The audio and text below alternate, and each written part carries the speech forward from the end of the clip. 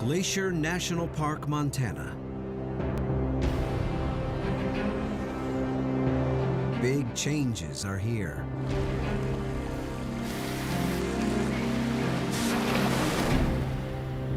Wow, this is crazy. Some marvels fight to endure.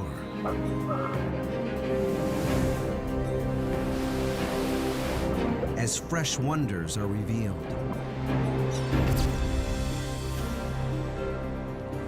What new wilderness will emerge? That's a massive feature up there.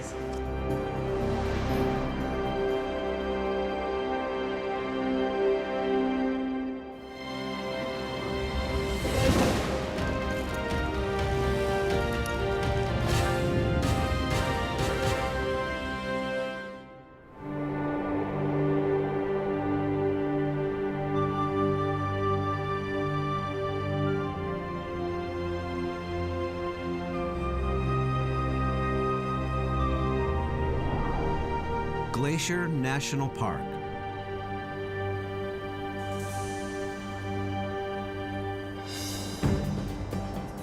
Six dramatic peaks over 10,000 feet, all carved by glaciers. Lakes that hold icebergs year-round.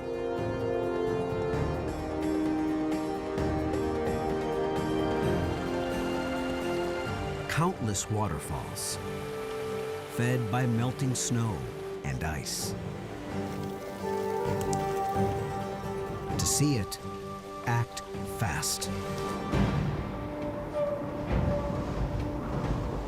The Earth is warming at an alarming pace.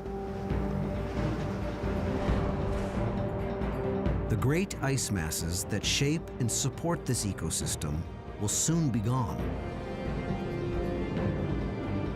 Many things will never be the same.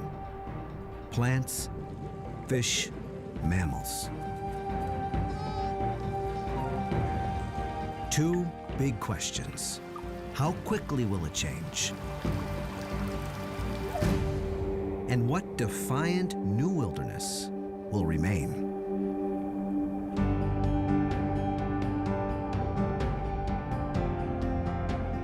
To find out, teams of scientists. This is a brand new thing going on here. Explorers. You think I should go a little higher? And adventurers. There's a lot of unknown. They fight to keep up with the speed of change. To predict what will happen next in an environment already extreme.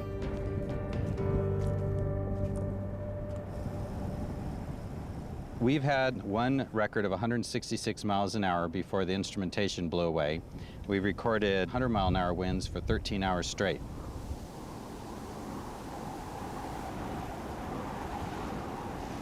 Dan Faegre is a scientist for the U.S. Geological Survey and this area's lead expert on glaciers. The right man to lead a key investigation.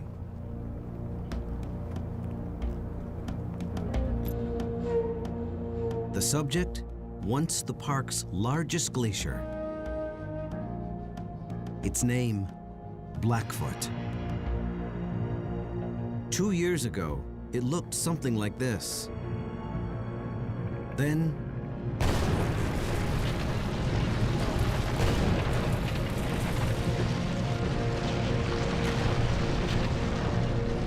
thousands of tons of ice collapsed at once.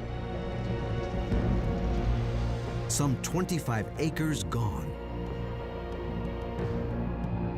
Perhaps a defining moment for this wilderness.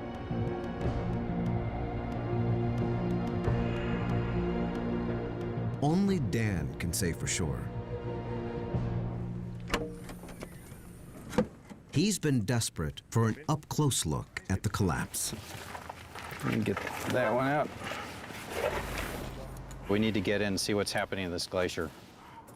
It's just now coming out from under the snow. We want to do some mapping and look at this because it's a pretty dramatic feature. Yep. Okay, you all set? Yep.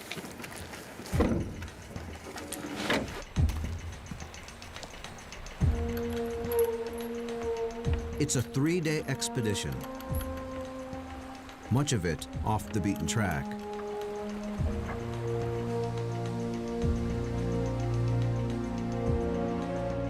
What they find will help Dan estimate how long before all the park's glaciers are gone for good.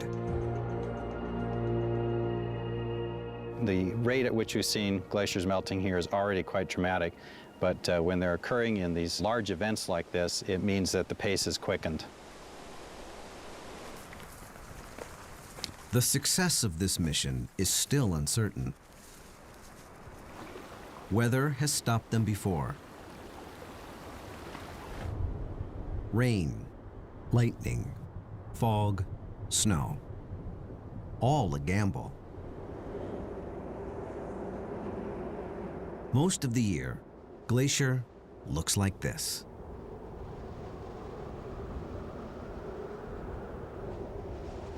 The true nature of this wilderness hides beneath a blanket of white, up to 20 feet deep.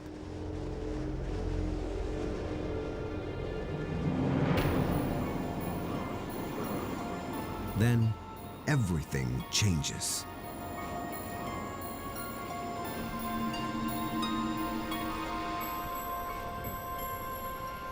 Summer opens a window, and for a brief time, explorers try their luck.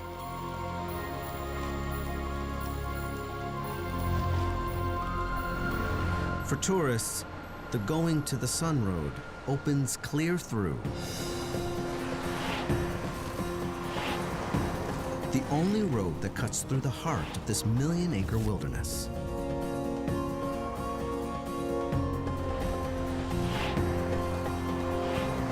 This road is how some 2 million visitors a year taste Glacier's splendor.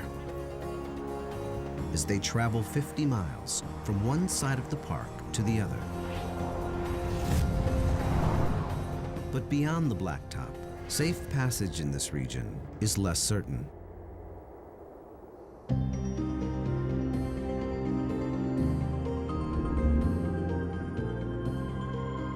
Where Montana borders Canada is a mountainous area ecologists call the crown of the continent.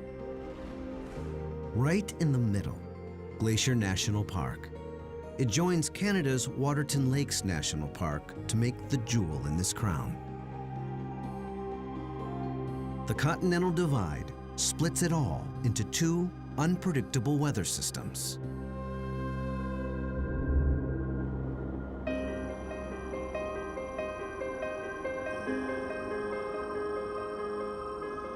The mountainous western half is wetter,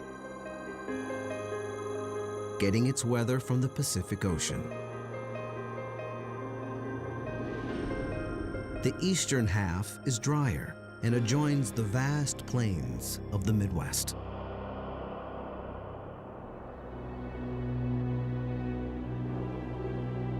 "18 of the park's 26 remaining glaciers cluster along this divide. In the drier months, both sides depend on water from melting glaciers.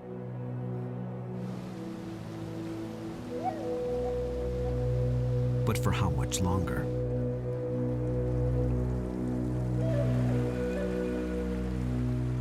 Well, the stream we're next to right now is basically meltwater from the snowfields and the glaciers. A lot of these systems that depend on this water are going to dry up and you'll have big changes in vegetation.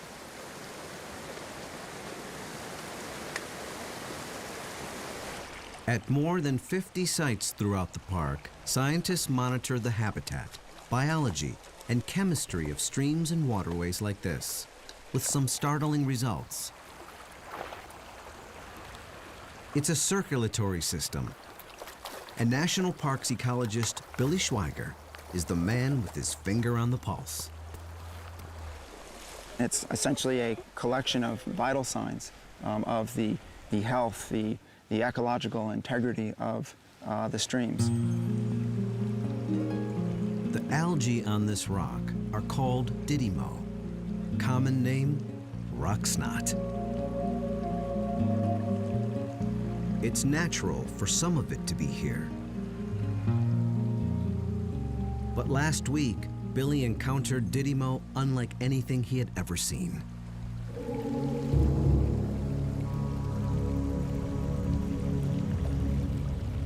Look at this.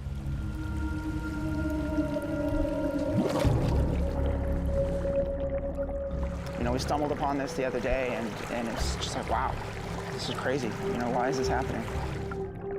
A thick carpet of rock snot covers an area some 100 yards square.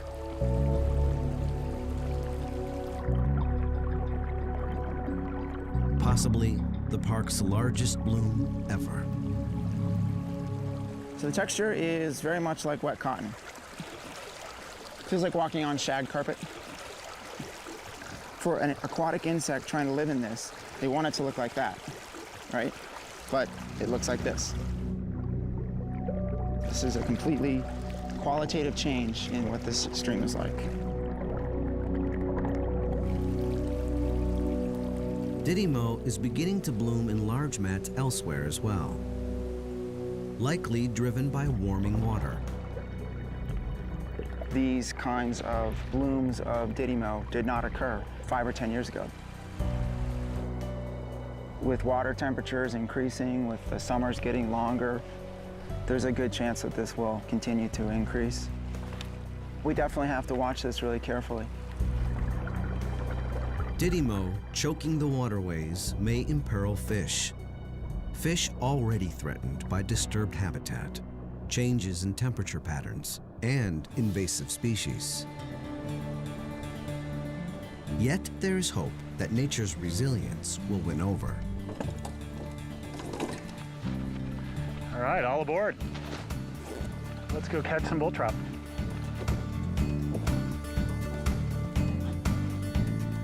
Clint Molefield is on a 3-day expedition to the park's remote north. What he finds may give new hope to populations threatened by climate change. Well, what's so exciting is that this population might have a better chance of persisting over time in the face of a warming climate.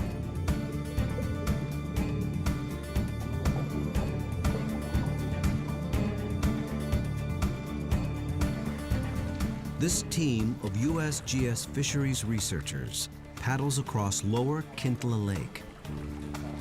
Below them, the type of biological change common throughout Glacier National Park. These native bull trout are threatened by invasive species. We've seen tremendous declines in bull trout populations to the point that many of these populations are literally on the brink of extinction. But traversing lower Kintla Lake is just the beginning of their quest. They've had a report of odd goings-on in the next lake up. Home to some of the strangest fish in the park.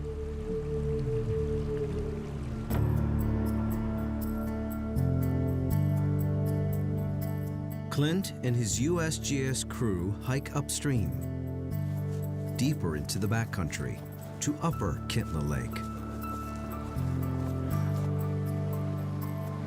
Their mission, to find out how the fish in Upper Kintla survive and thrive.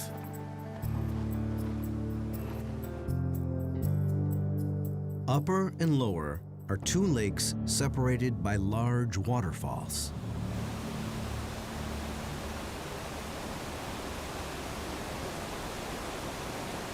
Barriers that stop invasive fish from swimming upstream. The Upper Kintla population has not been perturbed at all. It's remained like it is today over 10 to 14,000 years. In isolation, Upper Kintla's fish seem to have adopted the strangest habits.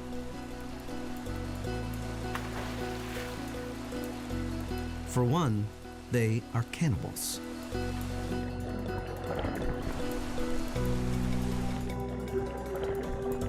Big bull trout eat small bull trout. It's obviously working for the population. They've done it for thousands of years, so this is something that's been sorted out over, geologic time. Clint also sees last year's gravel piles, fish nests called reds. Only not where he expected them.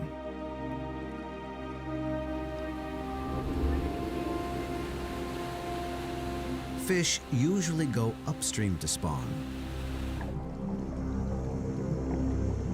but not the bull trout in this lake.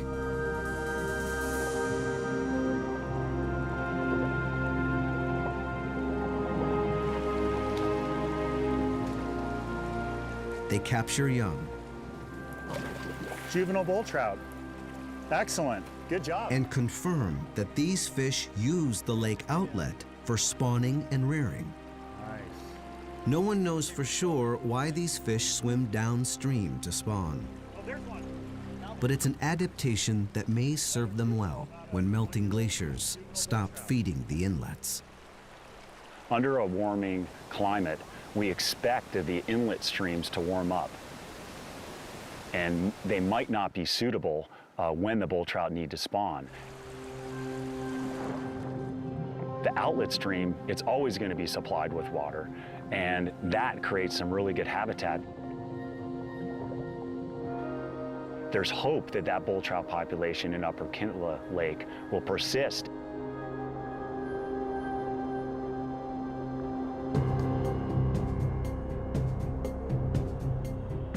As the glaciers disappear and temperatures rise, many waterways in the park will get warmer.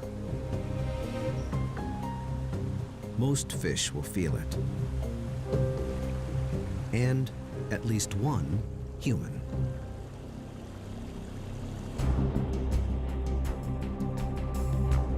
While most adventurers in Glacier National Park tackle peaks and ridges, Mark Enkenbauer combs the backcountry for lakes.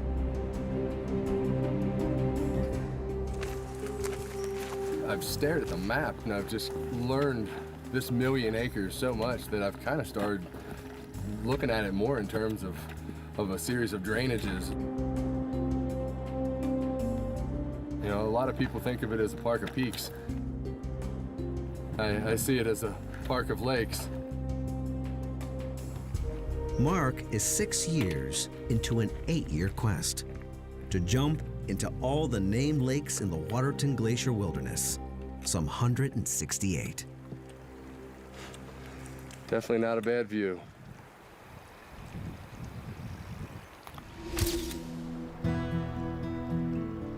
I've done 116 lakes up till now. Often these lakes sit off the beaten track. Average maximum temperature rarely above 50 degrees. Some hold icebergs. This project made me very attached to the park. It's kind of started off as being just a personal endeavor.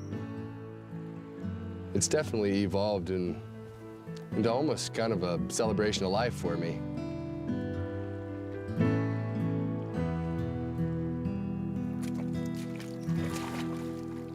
Now, a frigid moment of truth.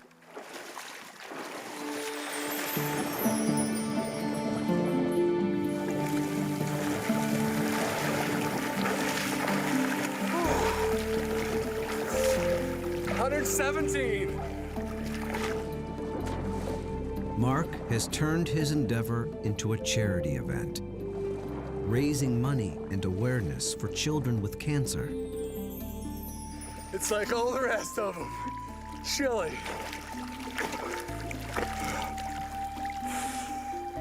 But wonderful.